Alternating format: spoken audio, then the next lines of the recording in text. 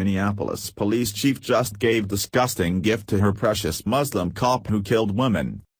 Last week, an unarmed Australian woman was murdered in cold blood by a Somali immigrant police officer. This tragic event has thrust the policies and procedures that are in place to screen our most trusted public servants back in the spotlight. Mystery and unanswered questions surround the perplexing case as law enforcement continues to investigate the unspeakable crime. However, the more they dig into the senseless murder, the case only becomes more bizarre. At the moment, the most pressing question is what was the motive or intent behind Officer Mohammed Nur's sudden shooting of Justine Damond, and of course, why was his body camera not turned on? While Damond's fiancée, family, and friends wait for those answers, the Minneapolis police chief just gave Nur a sick pat on the back.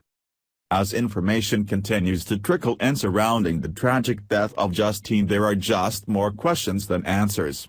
Instead of the mainstream media and politicians in Minnesota demanding that justice is done, they appear to be covering for the Muslim cop. That is obvious when those who know Nur describe the police officer as not fond of blacks or women and as nasty, irritable, and very jumpy. That does not sound like a person that needs a badge and a gun, right?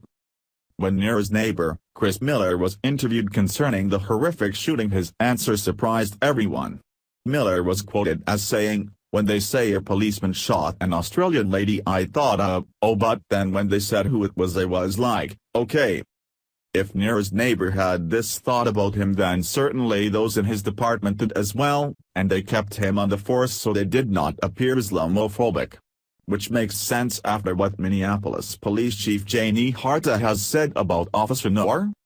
According to 9 News, the policeman who shot Australian woman Justine Ruzicek was well suited to be on the street, Minneapolis Police Chief Janie Harta has said. Mohammed Nur shot Ruzicek in the stomach as she approached his police car to report hearing a possible rape in Minneapolis on Saturday night. Chief Harta said the death of Ms. Ruzicek should not have happened but defended Nur's decision not to switch on their body cameras. "The officer does have due process, and it's my role to ensure due process is followed so that justice can be served," Chief Harta said at a press conference hours ago. "This officer completed that training very well, he was very suited to be on the street."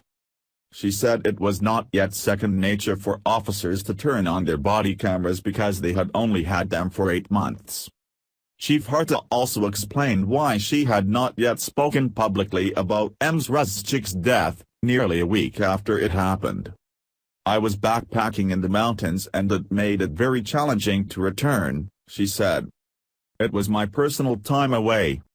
She defended her decision to not return to Minneapolis immediately after.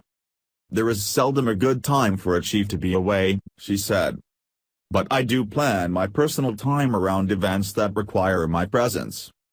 Although I wasn't here physically for a few days, I'm always the chief, and was in constant communication with my team." Chief Harta said she had not yet spoken with Nur. "So, let's get this straight, shall we? People had noticed that Nur was jumpy and easily set off, but somehow to this police chief, Nur was perfectly suited for the job. I am quite sure that Justine's family would beg to differ in that evaluation. Nur was obviously a part of some higher Somali program and did not bother to make sure he was actually suited for the job.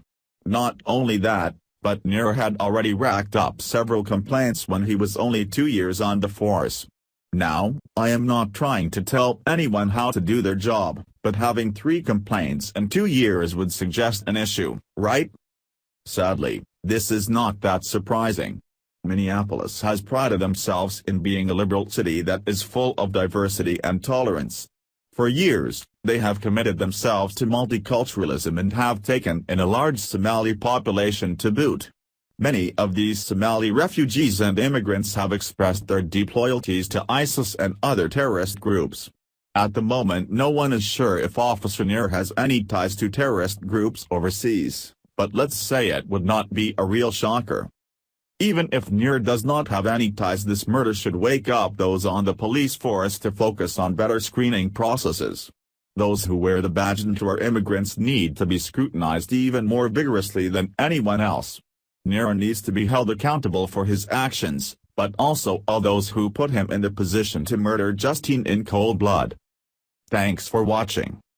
Please subscribe Breaking News 365 channel. Goodbye and see you again.